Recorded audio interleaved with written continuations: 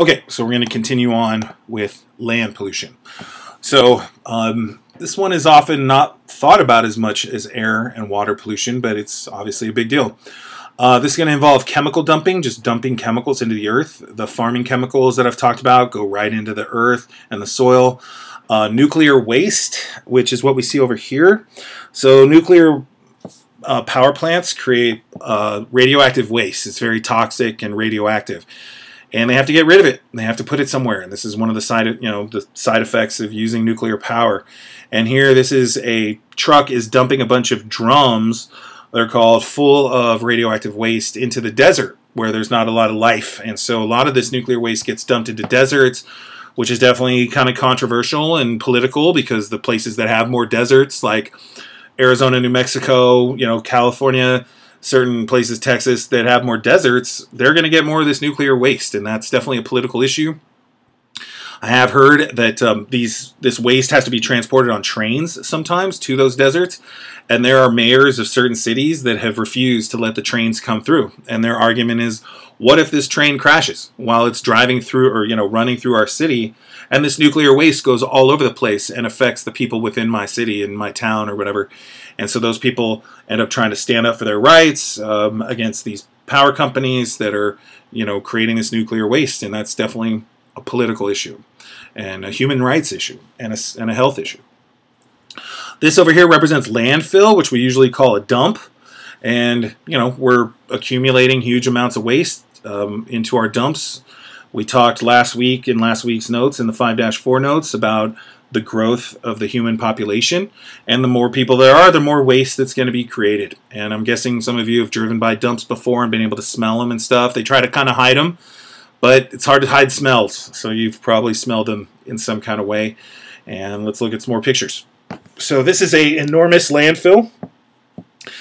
Hard to even tell how big it is. You can see there's birds coming to try to find food, and there's also sometimes people that go out there to try to find stuff that maybe they can sell or just find resources. And often in areas of the world where there's a lot more poverty, these landfills are a lot more out of control, and you will see some of those people that are suffering from the poverty going out and going through these areas to try to find things that they can sell or use. And it's unfortunate. It's good that they're out there looking for resources, but at the same time, it's just a lot of waste that we're creating. So this ties into recycling, which we're going to get into in a second. Recycling being extremely important for reducing landfills.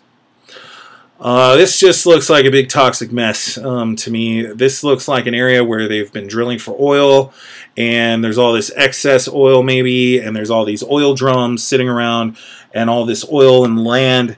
We can even see it appears like some of it's on fire, and it just looks like a really horrible, toxic land pollution issue. Doesn't look like a well-controlled, oil facility. It looks like it's just a mess and a big problem. Not sure if you guys have ever seen Playmobil. Some students have said they've seen these before. These were kind of a competitor when I was a kid with Legos, and I just thought it was interesting and important to include this picture. I was really shocked when I first saw this picture that they were making, and this is real, that they were making toys for kids based on cleaning up like toxic waste. And they're not really cutting corners, which I always point out, because, for instance, they're in the big protective suit, but then even under the suit, they have the gas mask on. So this company, Playmobil, they've even got the skull and stuff, really sort of illustrating, the reality of the world we live in to kids. And I think part of it was showing that it's a career, so they would make like firefighters and policemen and doctors and all these different toys and bus drivers and buses. And I think the idea here is they're trying to teach kids what careers there are, and this is a part of our world. And I just think that's very interesting, but also kind of scary that our world is this way so much that toys like this are being made as if this is pretty normal in our world. All right, so let's talk about solutions to pollution. I just realized that rhymed. Anyways, so first of all, stricter laws, making laws stricter on polluters, especially the big polluters in the world, making the laws stricter so there's bigger penalties or they're not allowed to do it. Unfortunately, recently at the federal level, the laws on pollution have been getting less strict lately. So that's what's happening lately as far as pollution laws.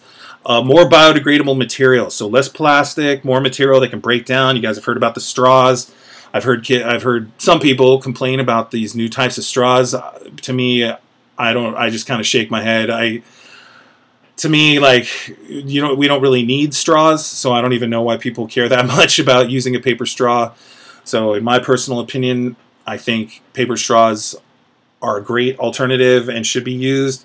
If you don't like the way the straw works, then people shouldn't use a straw and just drink it out of the cup. It's not like we have to have straws. There was most of human history, straws did not exist. So making straws from biodegradable materials is really good. And I did have an ex-student, go to city council in Calabasas to try to get plastic straws banned, which was really impressive. And he got on television and stuff, and I was pretty proud of what he did. And he was a student who came through my class, but him and his sister did it a few years later, and they really cared about that issue. And the straws are getting down into the water and into the ocean, and they're affecting animals. And those animals are suffering because of it. So more biodegradable materials. We talked about some biodegradable materials and some other notes in Unit 5 already. So I'll move on from that. Okay, new and cleaner technology. Just creating technology that's just less polluting, like the cars I talked about, and how cars are not creating quite as much pollution as they were when I was younger, and your parents were younger, and your grandparents, were younger.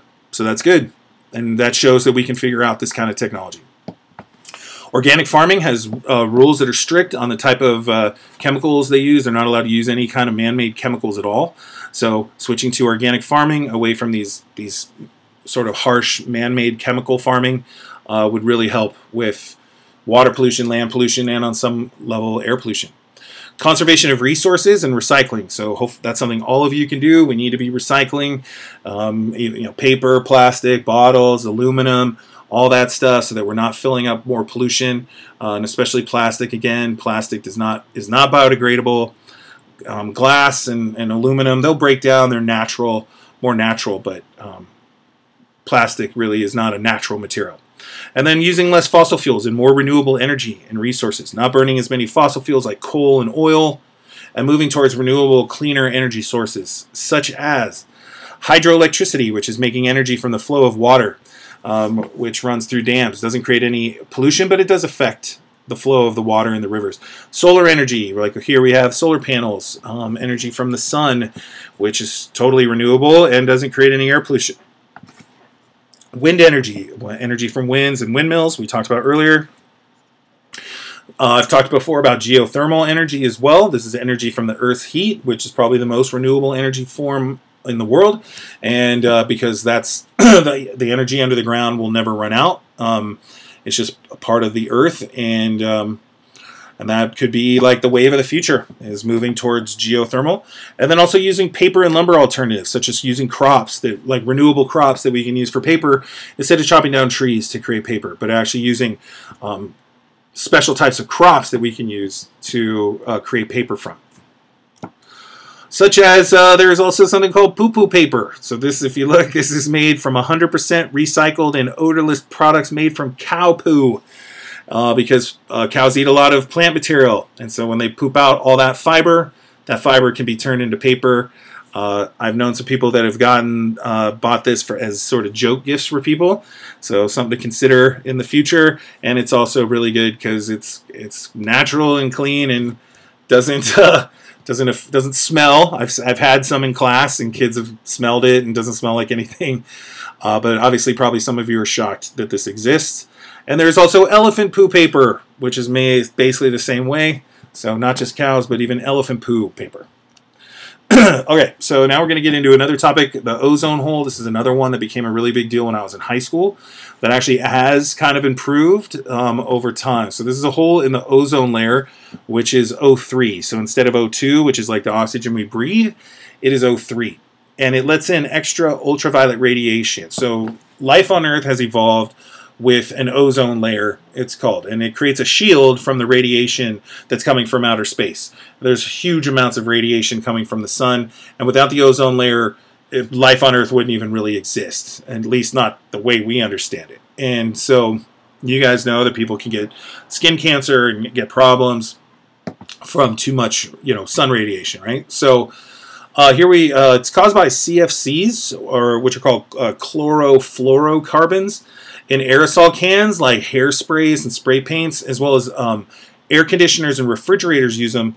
But they only get released when they get smashed. So if they're like in a dump and it gets smashed, then that will cause them to release. And so it's not like just using an air conditioner releases them. And what we see here are the size of it. So this is going back to 1990 to 2004. And what we see is it fluctuates. So I guess this color here is the best, or sort of like an orange. We don't really see any, some areas have orange, but so here's the colors where it's the thickest. And so when it gets into these reds and purples and dark blues, that's a problem. And what we see here is it's all, fluctuating in size. And it's right over the poles because the spin of the Earth causes these chemicals to accumulate over the poles. And so that's why the hole develops there. But there has been progress, which is really great. And the progress has been because, this is a picture. So from 2015, it actually got really big again. So again, the progress is a little hard to know sometimes, but there has been progress controlling CFCs. There was a global response to this, and countries around the world put bans on the chlorofluorocarbon chemicals, and created different technology for like spray paints and spray cans and things like that. And so I like to use this as an example of when the world wants to rally and address an issue, we can, because of this global ban on CFCs. And that shows that the world can organize and get together and rally, and leaders from around the world can agree and ban certain bad things that are hurting nature and the environment and putting the world at risk. And so we, can kind of learn from that example of what happened with the CFCs and apply that to other things that are happening now, in particular the burning of fossil fuels, which is causing global warming and air pollution and stuff. It's time to really address that on a global level and start reducing that. Start reducing the burning of those fossil fuels. All right, I'm going to stop with this one here.